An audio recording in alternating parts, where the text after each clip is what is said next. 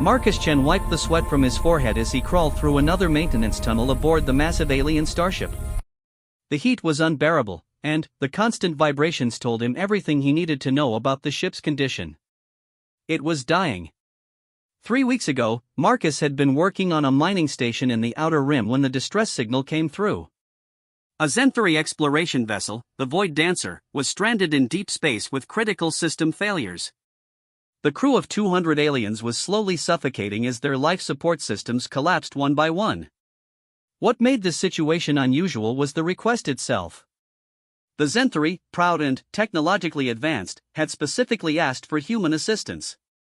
Not from the Galactic Engineering Corps, not from the advanced Veilthans, but from humans.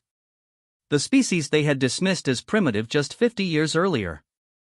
Marcus emerged from the tunnel into the ship's main engineering bay, where Chief Engineer Vexthala waited. The Zen-3's forearms moved nervously, her scaled skin showing the blue patches that indicated stress. Her large, multifaceted eyes reflected the emergency lighting that bathed everything in an ominous red glow. "Human Marcus," she said, her translator device converting her clicking speech into accented English. "The quantum harmonics are completely unstable. We have perhaps 6 hours before the containment field collapses entirely." Marcus nodded, studying the massive reactor core that dominated the center of the engineering section. The Zen-3 had built their ships using quantum crystalline technology, something far beyond current human understanding. The crystals that powered their vessels were grown, not manufactured, and each one was supposedly unique and irreplaceable. "Show me the technical specifications," Marcus said, pulling out his tablet.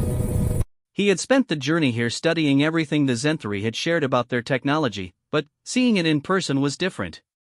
The reactor was beautiful in its complexity, like a living thing made of light and crystal. Vexthala activated a holographic display, and Marcus found himself looking at diagrams that hurt his brain to comprehend. The mathematics involved in quantum crystalline resonance were beyond anything taught in human schools. Yet something about the patterns seemed familiar. "Your people have been running this ship for how long?" Marcus asked. 200 cycles, Vexthala replied. "This vessel was launched when your species was still confined to your birthworld." Marcus walked around the reactor, noting the stress fractures in the crystalline matrix. The damage was extensive, but it followed specific patterns. Fractures that spread outward from central points, energy bleed that decreased in predictable ways. It reminded him of something. "These crystals," he said slowly. "They're not just power sources. They're alive, aren't they?" Vexthala's skin shifted to surprised yellow patterns. "How did you?" "Yes, the crystals are semi-sentient. They grow and adapt to the ship's needs. But that knowledge is restricted to our highest engineers."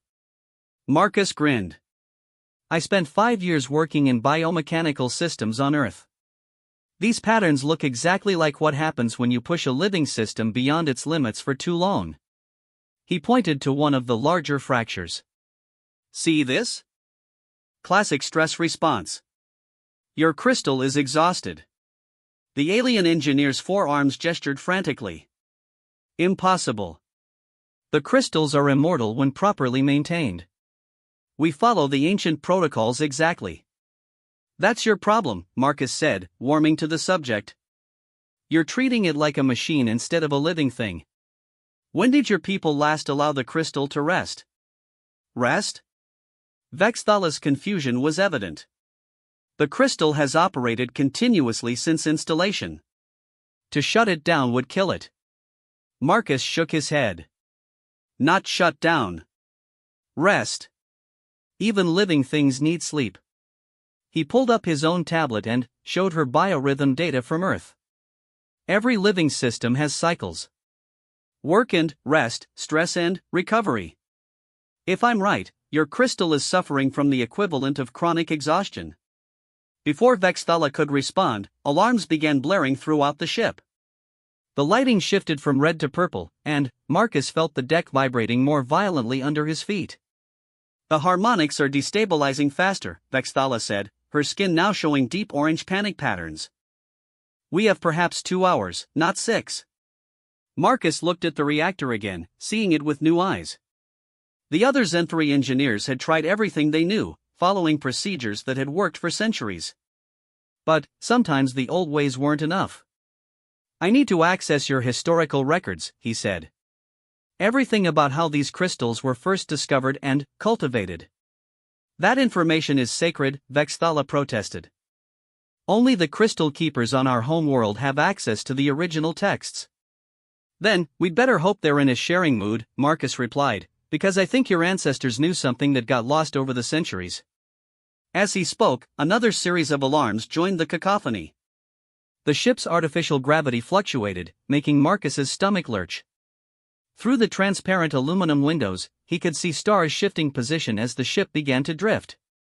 "The navigation systems are failing," Vexthala reported, reading from her instruments. "Without quantum stability, we're losing structural integrity." Marcus grabbed a support beam as the ship shuddered. 200 lives depended on him figuring this out, and he was working with technology that shouldn't even be possible according to human science. But he had advantages the Zen-3 didn't realize. Humans were good at improvisation. They were excellent at seeing patterns others missed. And, most importantly, they were willing to try things that everyone else said couldn't work.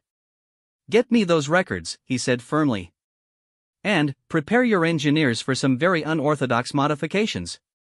The ship lurched again, and this time the lights flickered. In the reactor chamber, the quantum crystal pulsed erratically, its beautiful patterns becoming chaotic and violent. Marcus could feel time running out, but something deep in his engineer's instincts told him he was on the right track. The crystal wasn't just a machine. It was alive. And if it was alive, then, maybe, just maybe, it could be healed.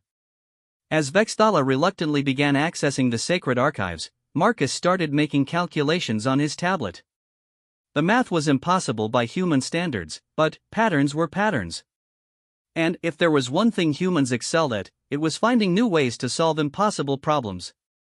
The race against time had begun. The sacred archives materialized as holographic text that swirled around Marcus in 3 dimensions. The ancient Zen-3 writing looked like flowing water made of light, beautiful but completely unreadable to human eyes. Fortunately, the translation systems could handle most of it, though Vexthala had to explain several concepts that had no human equivalent. "These are the original Crystal Singer texts," she explained, her forearms moving in reverent gestures. "Written by our ancestors when they first learned to commune with the quantum crystals." Marcus studied the floating symbols, noting repeated patterns. "Crystal singers? That sounds more spiritual than scientific." "For our ancestors, there was no difference," Vexthala replied. "They understood that the crystals were partners, not tools. But, over the centuries, we became focused on efficiency and forgot the old ways."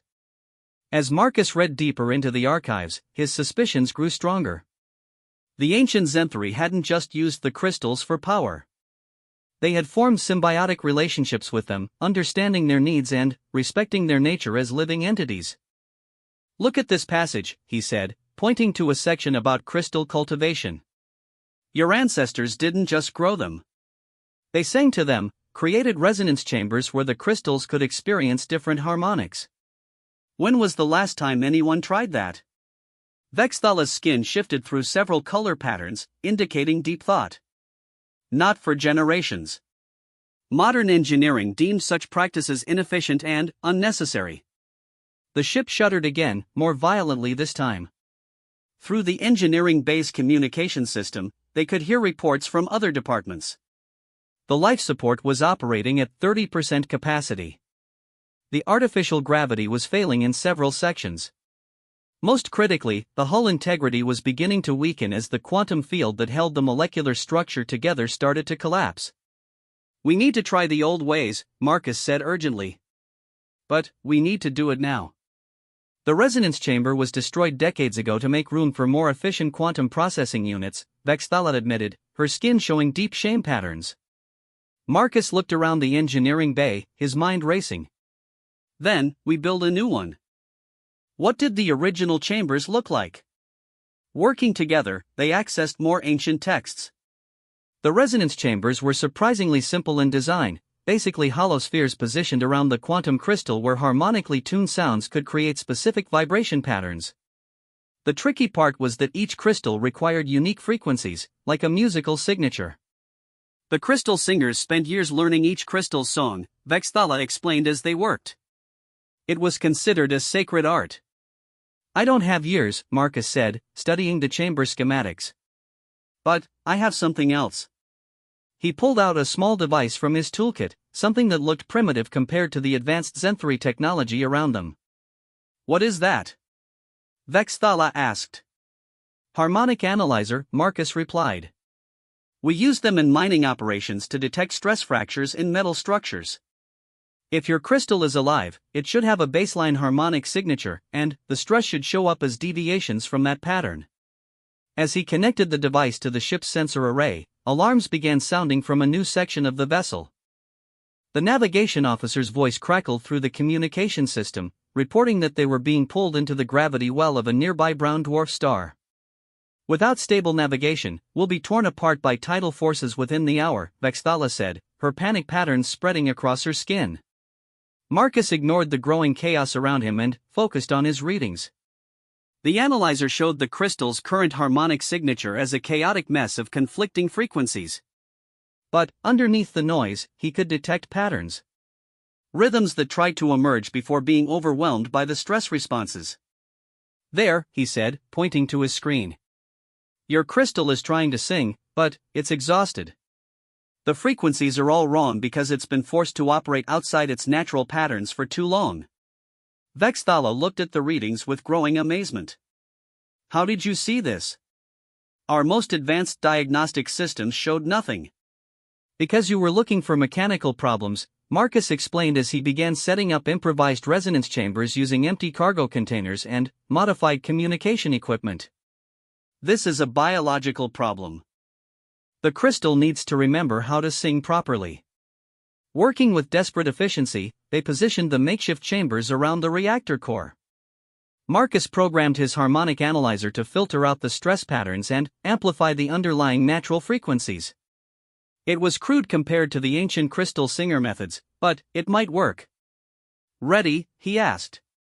Vexthala activated the system, and, suddenly, the engineering bay filled with sound.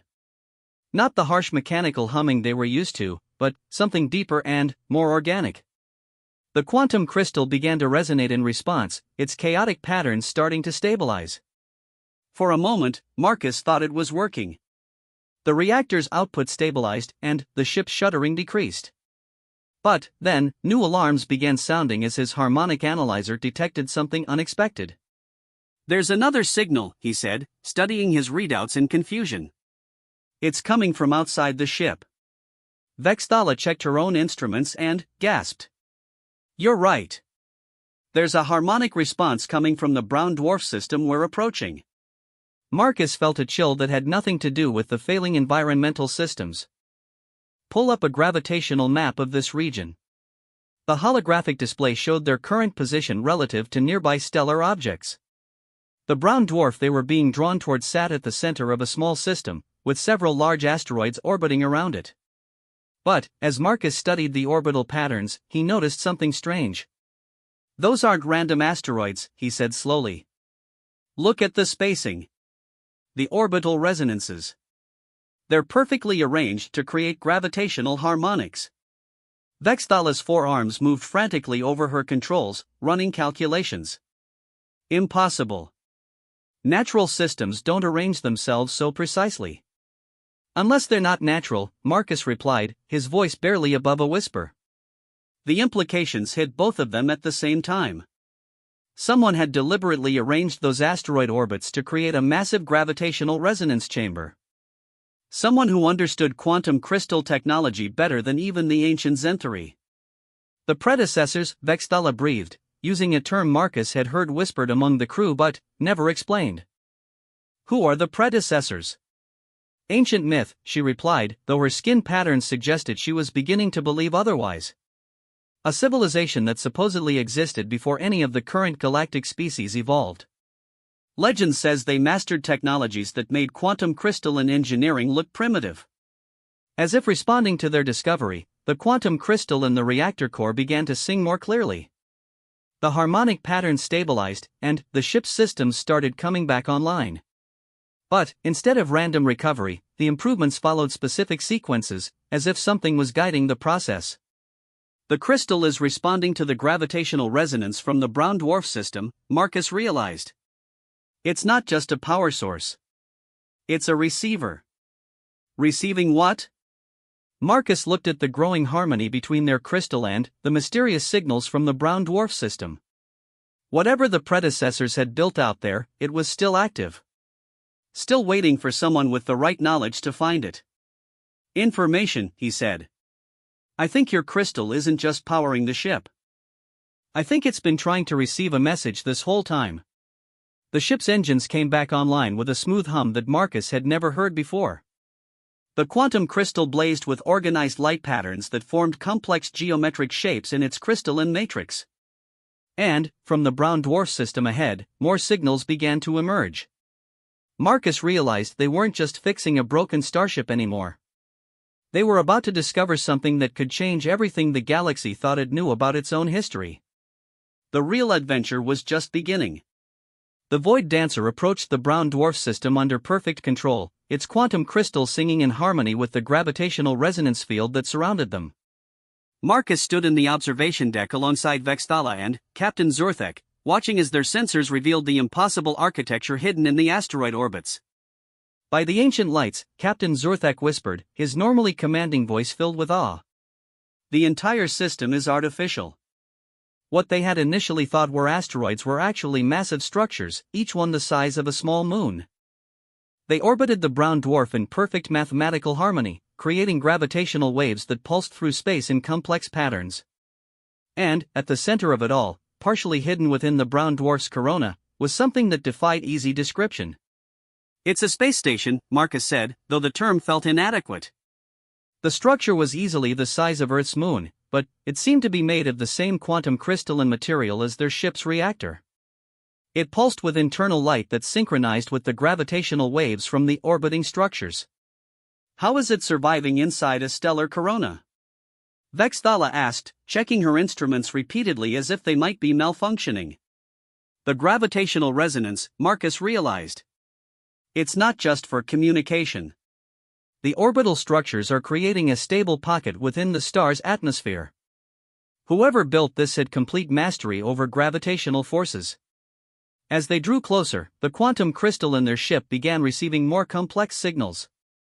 The patterns were too intricate for random chance, clearly containing encoded information. But, the mathematics involved were beyond anything in known galactic databases. Can we decode it? Captain Zorthek asked. Marcus was already working on the problem, using pattern recognition software he had modified during their repairs.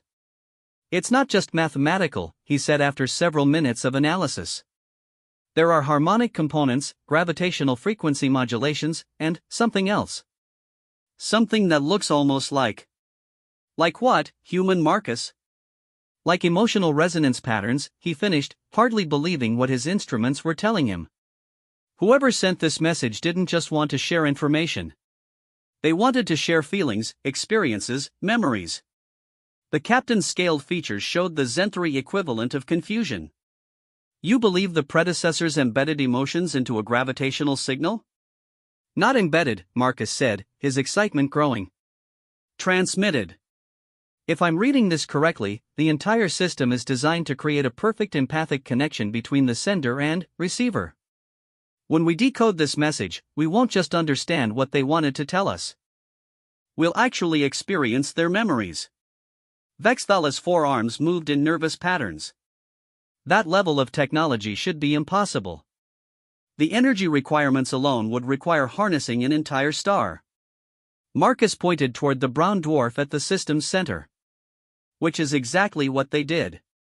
Captain Zorthek made the decision that would change galactic history forever. Begin the decoding process. Working together, Marcus and Vexthala synchronized their ship's quantum crystal with the resonance patterns from the predecessor station. As the harmonic frequencies aligned, the bridge filled with a soft, otherworldly music that seemed to come from the crystal itself. Then, the memories began. Marcus found himself experiencing the galaxy as it had existed millions of years ago. Not through his own senses, but through the consciousness of beings whose understanding of reality was far beyond current galactic civilization. The predecessors weren't just technologically advanced. They had achieved a level of consciousness that allowed them to perceive the universe as a living, interconnected whole. Through their memories, he saw the birth of quantum crystalline technology. The crystals weren't just grown or manufactured. They were coaxed into existence through a process that combined science with something approaching prayer. The predecessors had learned to commune with the quantum fields that underlied all reality, persuading the universe itself to crystallize into useful forms. But, more than their technology, Marcus experienced their philosophy. The predecessors believed that consciousness wasn't an accident of evolution, but a fundamental force of the universe. They had spent eons spreading crystalline receivers throughout the galaxy, not to control or colonize, but to nurture the development of consciousness in younger species. Their teachers, Marcus gasped, his awareness returning to the ship's bridge. The whole network is designed to guide developing civilizations toward greater understanding. Vexthala was experiencing the same revelations, her skin cycling through colors that had no names in any current language. The quantum crystals in our ships, in our technology throughout the galaxy. They're all connected to this network. We've been receiving guidance without even knowing it. The memories continued, showing them how the predecessors had eventually transcended physical existence entirely. They had become beings of pure consciousness, able to exist within the quantum fields themselves. But, before their final transformation, they had prepared gifts for those who would come after. The brown dwarf, Captain Zorthek said, his voice filled with understanding. It's not just powering the station. It's a repository. Marcus nodded, seeing the full scope of the predecessor's final project. The brown dwarf had been converted into a massive quantum computer, containing the accumulated knowledge and wisdom of an entire civilization. Everything they had learned about science, philosophy, art, and the nature of consciousness itself was stored within its plasma fields. But, accessing that knowledge would require cooperation between species. The resonance patterns could only be fully decoded by multiple quantum crystal types working in harmony.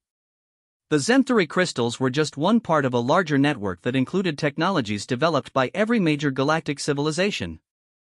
That's why they specifically requested human assistance, Vexthala realized. Our traditional engineering approach was limited to our own crystal resonances. But, humans, with your pattern recognition abilities and willingness to try unconventional solutions, could see connections we missed. Marcus was already thinking ahead. We need to contact the other species. The Vailthans, the Korthak Union, the Spiral Collective. Everyone with quantum crystal technology. If we work together, we can unlock the complete predecessor archive. Captain Zorthek activated the ship's long-range communications array. This discovery belongs to the entire galaxy. No single species should control such knowledge.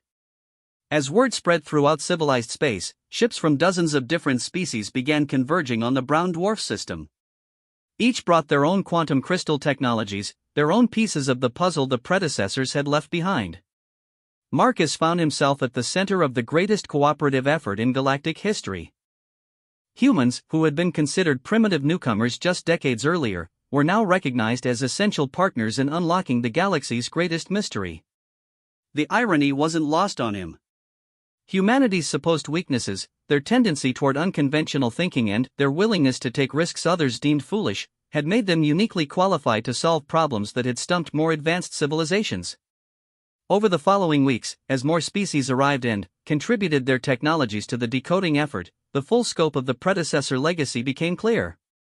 They had left behind not just scientific knowledge, but a roadmap for conscious evolution. Instructions for helping entire civilizations grow beyond their current limitations. The galaxy was about to enter a new age of cooperation and understanding. And it had started with one human engineer who refused to accept that a failing starship couldn't be saved. As Marcus watched the combined fleets working together in perfect harmony, their quantum crystals singing in unison to unlock secrets that had waited millions of years to be discovered, he smiled. Humans might not be the most technologically advanced species in the galaxy. But they were proving to be exactly what the galaxy needed. The future stretched out before them, bright with possibilities that none of the current galactic species could achieve alone, but all of them together might accomplish. The predecessors' greatest gift wasn't their technology or their knowledge. It was the understanding that consciousness, cooperation, and the willingness to try impossible things were the keys to transcending any limitation the universe might impose.